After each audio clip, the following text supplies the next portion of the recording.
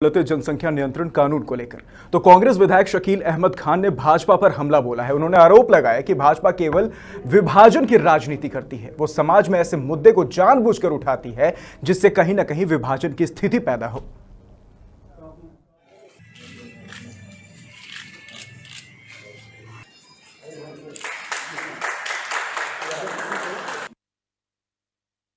ये सबका दायित्व बनता है कि भाई हमारी आबादी कहीं इतनी ना हो जाए कि पता चला जो पृथ्वी माता है वो कराने लगे, बड़ी भारी समस्या हो जाए। तो ये कोई उस तरह की चीज़ नहीं है कि भाई आप एक तरफा ये होता है, लेकिन ये सब कुछ पर सोचना चाहिए। आज इतने पढ़े लिखे लोग हैं, जाइए सबके घर में एक बच्चा दो बच्चा होता है ना, क्योंकि उसके लिए आपको व्यवस्था करनी पड़ेगी। तो इसको कानून नज़रिए से नहीं देखिए, बल्कि इसको और भी बड़े नज़रिए से देखिए। इसमें सामाजिक इशू है, आर्थिक इशू है, ये सारे आप अपना खुद देखिए कि आप कितने बच्चे बच्चियों को ठीक से रख सकते हैं, उनकी शिक्षा दीक्षा दे सकते हैं। अब कोई क्या कहता है उसके लिए हम थोड़े बैठे हुए। हम तो आपको बता रहे हैं कि ये समस्या, सब लोग इससे सहमत होंगे कि ये की गंभीर समस्या है, लेकिन इस समस्या का निदान संख्या का नियंत्रण, बहुत सारी चीजें कानून बनाने से नहीं होती हैं। समाज खुद ब खुद बहुत सारे फैसले करता है, शिक्षित समाज बहुत सारे फैसले करता है, आर्थिक स्थिति से जूझता हुआ समाज बहुत सारे खुद ब खुद फैसले करता है। देखिए, भारतीय जनता पार्टी की जो चश्मे हैं, उन चश्मे में तो डिवीजन की सियासत है।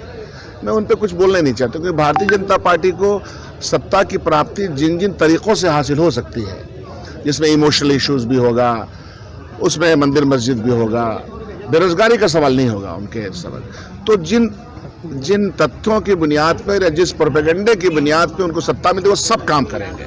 तो भारतीय जनता पार्टी और जदयू तो दो पार्टी है ना।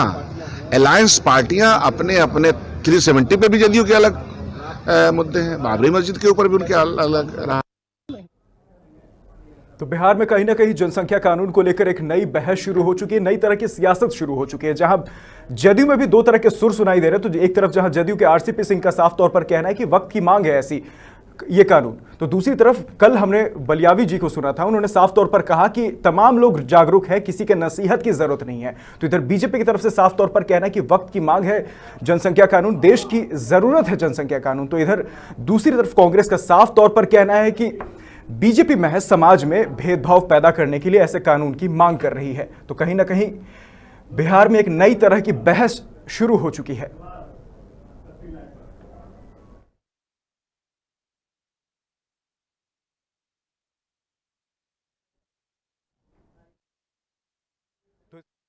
हमारे साथ हमारे सहयोगी पटना से शक्ति जुड़े हुए। शक्ति, सबसे पहला सवाल, बिहार में कहीं ना कहीं नई तरह की राजनीति अब शुरू हो गई। अब नई बहस यह शुरू हो गई है कि बिहार की जरूरत है जनसंख्या नियंत्रण कानून।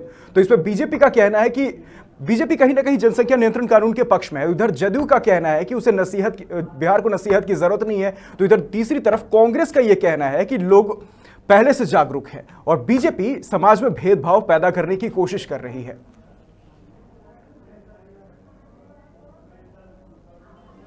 जी राहुल, निश्चित रूप से जिस तरह से बिहार में जनसंख्या नियंत्रण कानून को लेकर राजनीति शुरू हो गई है, आपको बता दें कि बिहार में विधानसभा के 2 दिन पहले ही आपको बता दें कि बीजेपी के जो विधायक हैं उन्होंने कहा था कि बिहार में जो है प्रजनन दर कम गया है, जिसका सीधा ये कारण है कि हिंदुओं के परिवारों में जो है वो प्रजनन दर कम गया है, लेकिन मुस्लिम के जो खासकर मुसलमानों के जो परिवार हैं उनके में जो है घरों में कई बच्चे पैदा ले रहे हैं। इस सीधा उनका जो सवाल ये था, आरोप था कि जो मुस्लिम परिवार हैं वो जो है अभी भी जनसंख्या नियंत्रण नहीं कर रहे हैं, जिससे कि बिहार और देश की जनसंख्या जो है वो बढ़ती जा रही है। लेकिन उसके बाद आपको बता दें कि बिहार में जो इसको लेकर जो है राजनीति भी शुरू हो गई है।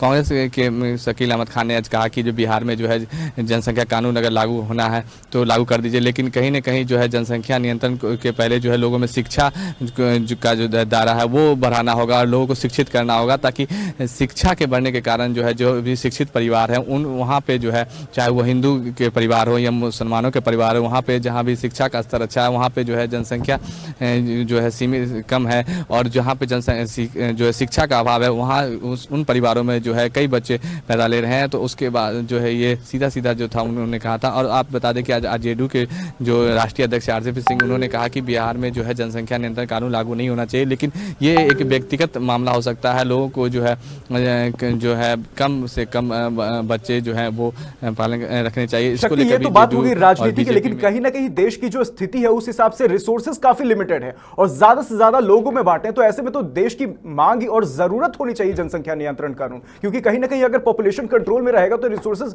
बेटर तरीके से सरकार लोगों तक पहुंचा पाएगी।